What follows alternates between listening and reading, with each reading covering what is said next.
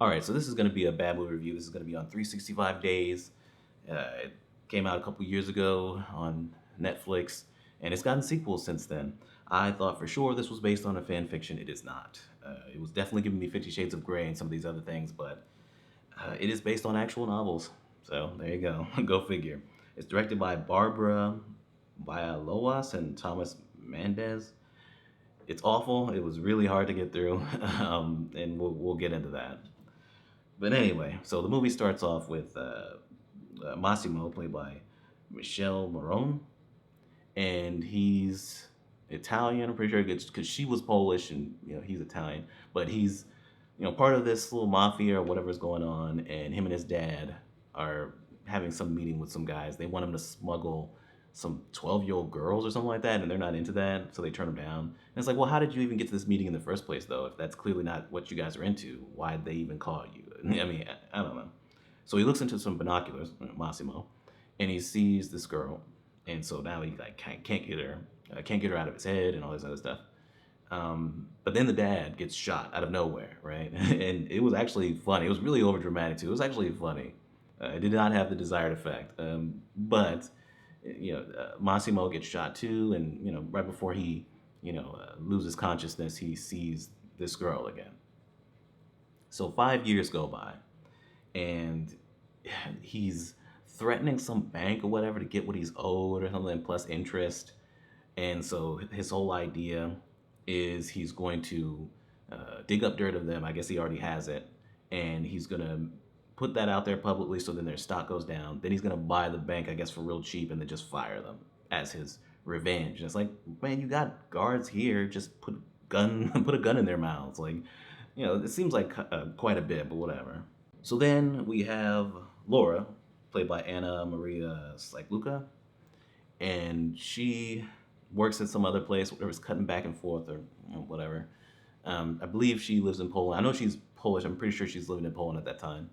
Her boyfriend is kind of a schlub and doesn't really pay attention to her, of course, so that she could feel better about it when she ends up with this guy, even though this guy's awful, Massimo. So they go on a trip to Sicily, and that's when Massimo first, I guess, catches a look at her and realizes that she's the girl that he's been thinking about. So she's out with her boyfriend, they get into an argument, but then she gets kidnapped by Massimo's guys. And the whole idea is he's going to keep her there, at his place until she falls in love with him. And it's going to be a year, so she got 365 days to fall in love with him. And if she doesn't after that time, he'll just let her go. You have 365 days. I'll do anything so you can fall in love with me. If next year on your birthday nothing changes, I'll set you free. So at that point, it's really just her trying to run away from him, her trying to get away and not quite getting away. And also him taking her places, buying her things, and things like that. Eventually she gets into it with some guy, some other, guy that's part of some other family that he was doing deals with. And he ends up killing that guy because he was being forceful on her and things like that. And that's going to cause problems. So she wakes up at that point on a boat and she tries to get away again, falls into the water. They say she has a heart problem. Maybe that was part of that because that never comes back again after the beginning. So maybe that's where, her life was actually in danger because she has a heart problem and she fell in the water. So he saves her. And at that point, she's into him and they end up fucking at that point. There's some other stuff, really manipulative, like creepy shit that he's been doing up to that point. We'll talk about that in a second. But at that point, they're together. They meet the ex of Massimo that's also in this whole organized crime thing, and he's supposed to apologize to her, but he doesn't. And so now she wants Laura dead. You only see her once in this whole thing because they're not really paying attention to the mafia shit. Might as well not even be there. And so Massimo sends Laura back to Poland, gets her apartment and all that. And she tells her friend about it, things like that. The ex-boyfriend tries to come back into her life, but then Massimo shows back up again. They end up fucking and doing whatever. And then she's finally like, you know what, I love you. So he proposes, they get engaged, they're gonna get married. Her and her friend are hanging out in Sicily and things like that. She finds out she's pregnant, but before she gets the chance to tell him, she is presumably killed because one of the people that works for Massimo is like, "Oh my God, they're on their way." And he got a call from somebody. "Oh, they're on their way to kill Laura right now." And then you see the cops there. So then you just see Massimo breaking down, assuming that she's dead. She's probably not. There's sequels, unless he did this with some other chick in the sequels. She's probably alive. But anyway, that's how it ends. This is awful. It feels like it's like 5 hours long when it's only, I think, what, an hour and 50 or something like that. It's below 2 hours, but it feels a lot longer than that. But let's get to positives. I actually thought it was shot pretty well, right? It's got nice lighting, right? Nice color palette, especially in certain scenes. It is a good looking movie, I think, but based on how it's shot, right? There's other aspects that don't work, like the editing, where it's cutting between certain things at the same time. You don't have enough development, so you're thinking this is linked to each other, but it's not, and things like that. Awful soundtrack. We'll talk about that in a second too. So there's some other technical things that don't work here, but if you're just looking at the movie, it's actually a good looking movie. It's I guess the best shot porno you've ever seen. Speaking of it being a porno, um, unlike 50 Shades of Grey, where like the sex scenes were really tame and meaningless, I could see somebody getting into the sex scenes here. There's not a lot of it. I think there's only like two scenes where Laura and Massimo actually hook up, but there's some parts where he gets a blowjob earlier and things like that. But I could see somebody kind of get into that, almost to the point where it's like an actual porn. Like you just skip past the actual story and the acting. It's terrible anyway, and you just get right to that. I could see that. And speaking of acting, yeah, the performances, yeah, they're not good. They're not. But I see them being as good as they could possibly be with this material. I mean, because it's bad, especially with the stuff Massimo gets. But whatever. And also, mainly for me, it was that their English isn't very good. I didn't know you have a heart problem. Suck at yourself. Why am I here? Who the fuck you are? Why are you keeping me here? That's it. That's all the positives I got. I'm going, I'm about to go in. So let's start off with this motherfucker, right? Massimo. He's an asshole way worse than a creepy asshole, way worse than Christian Grey. I mean, he's way worse than Christian Grey. I mean, this man has kidnapped this woman. He has pictures of her all over his place. He's never met this woman. Kidnapped her, and is gonna force her to stay there until she finally falls in love with him or fucks him or whatever, right? It's rape, bro. I mean, that's what it is. I mean, you're holding her against her will until she finally gives it up. It's rape, pretty much. So, he does all these other things too. There's this flight attendant where he just, I mean, violently, the dude is really aggressive. He just violently just puts her head down and forces her to blow him. And then she just walks out like, yeah, oh my God, because they still glorify this fucking guy for some reason. But then there's this part where he handcuffs Laura, and out of nowhere, a woman just comes in. I guess that was already arranged. I mean, the door was, became locked and everything like that. And so the lady came in, starts blowing him, and the whole idea was, oh, I'm gonna show you what you're missing to Laura as she's struggling to get out and all that. And he's just doing this real creepy shit for her to see, and it's a lot.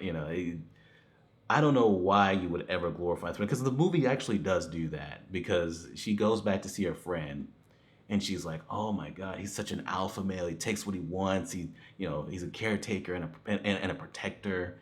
His body was made by God, and his dick was made by the devil. I mean, it's a lot. And then, you have the scenes where the guy tries to, push up on her or whatever, or the ex-boyfriend tries to get into her apartment and explain things even though she's telling him to leave. And Massimo's like, I think she wants you to leave. Maybe I should say it in a way that you'll understand, or something like that. And I was like, dude, you're the last person to be talking about that. I hate when they try to make these people into like still heroes or something, like gentlemen. Like they're still gonna stand up for that woman's honor after they've done this creepy fucking nonsense. I mean, the dude says himself he's not going to violate her or touch her or whatever without her consent. I mean, she's already, been kidnapped there or whatever, so there is no consent at this point. But he says he won't do it until she like wants it or whatever. But there's multiple points where he's like she's bound and he's fingering her on the airplane. That was not by her consent, right? There's the part where he says, "I'm not going to touch you without your consent." I mean, when he first sets the rules down, he immediately starts fondling her, right? It's like, he's doing a lot, and it's really uncomfortable and creepy to look at. It really is. It's a little too much. It's a little. It's a lot too much. Like I said, man, if you can get past the context of all this shit, maybe you may like the sex scenes, but it is really, really off-putting, right? It was to the point where I was like, man, I don't know if I can keep watching this shit. Sometimes fighting is futile. You have to accept the situation. You fasted about it for a year. Can either make it hard for both of us for the next year, or take part in an adventure that faith has given you. It really is just that, it really is just, him being overly aggressive and, touching her when he said he wouldn't, them kind of teasing each other and things like that, him buying her stuff, him taking her places.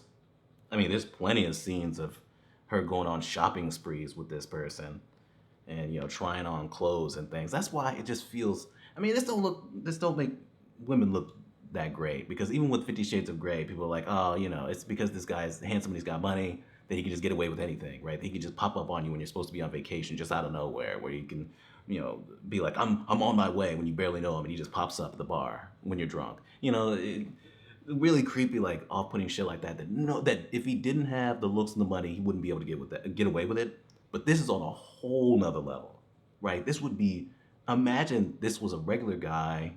He doesn't even have to be like an ugly dude, but a regular dude, right? And he just takes her to like his regular ass house or apartment, doing the same shit. It would be awful, right? Like, this guy should be the villain. This should be a thriller, and we're rooting for her to finally get out, or like defeat him and get her vengeance on him or something like that. But no, it's some smutty ass romance. It's terrible. It's terrible, and they only focus on that. Like I said, the mafia stuff is very like below the surface. The lady that he used to date that wants to kill Laura, you see her in one scene for a couple minutes, and that's it. They do nothing with that. It's just this shitty ass romance, this shitty nonsense romance with this terrible fucking guy. I mean, even after they've already started to like fall in love or whatever, they have kind of a legitimate, not really legitimate, but a romance going on. He's still overly aggressive and weird, right? He's still always so intense. It's weird. It's off-putting, man. It just is. They have so nothing going on here, right? Because they don't focus on the mafia stuff and things like that. But even it being called 365 days, and the whole idea of, you got a year to fall in love with me. So you're thinking it's going to be like, they're living together, whatever. Eventually she comes around after like 8 months or 9 months or something like that. By the time they end up hooking up on that boat, I think it's been maybe a month, right? Later on, her friend is talking to her, and she's saying she's pregnant and she loves him or whatever, and she's like, it's only been 2 months. I was like, what? You didn't even get halfway through that time, so the 365 days shit might as well not even be a thing. It might as well not even be real, right? The whole thing about it being her birthday, oh, by your next birthday, if you're not in love with me, I'll let you go. Didn't get nowhere near that. Didn't get halfway through that time. It's just so, man. And the movie is long. It drags at certain points. This soundtrack is fucking terrible. There's a song like every scene, just about almost every scene. There's points where it interrupts the scene to play a song, and then it gets back to the scene. They get like 2 sentences in, and they play another song. I mean, and the songs aren't great either. They're not good. It's just whatever songs they could come up with, for establishing shots and things like that. But it really does interrupt certain scenes because this movie's edited like garbage. I mean, that's pretty much it. I mean, the romance is just terrible, and the acting is bad. You barely get to know any of these other characters, and they're weak anyway. The writing is just bad. I mean, that's just it. The writing is bad. The movie is bad in almost every aspect. I'm gonna give it a complete shit. It's really, really hard to sit through. It's really hard to sit through. I fucking hated this dude, Massimo. I fucking hated him, right? I hated him. You get to, stand up for her against other men that are stepping over the line after you've just fucking kidnapped her and planned to keep her at your place for a year until she finally gave up and decided to fall in love with you? Really? You get to be the gentleman and step in for her and protect her, right? Okay.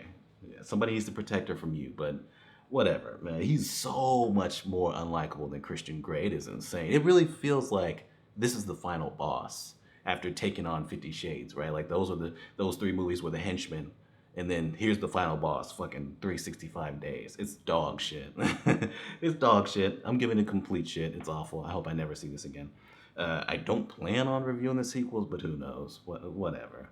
Right? There were a couple moments in this where I did laugh, like when the dad died at the beginning.